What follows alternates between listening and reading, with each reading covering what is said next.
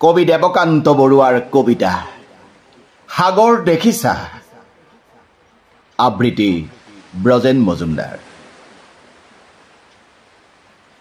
সাগৰ দেখিছা, দেখা নাই কেতিয়াও, ময়ো দেখা নাই, শুনিছো তথাপি, নীলিম সলিল ৰাহি, বাধাহীন উৰ্মিমালা আছে দূৰ দিগন্ত ব্যাপী।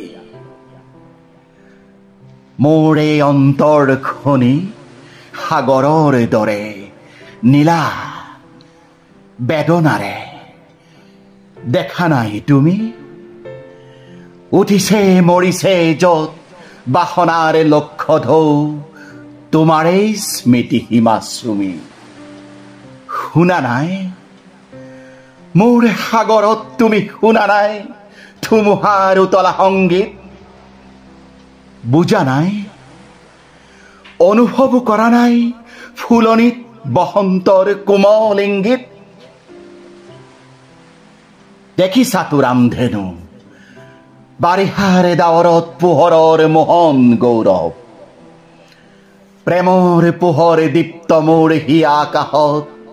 দেখিছানে ৰঙৰ উৎসৱ? মাজনিশা সাৰ পাই শুনিছানে কেতিয়াবা কেতেকীৰ হিয়া ফগামা? ভাবিছানে এটিবাৰো পক্ষীৰ ডিঙিত কান্দে মানুহৰ বুকুৰ সম্বাদ? মই জানো তুমি কিটো জানা, হেৰা মোৰ হিয়াহীনা প্ৰিয়া।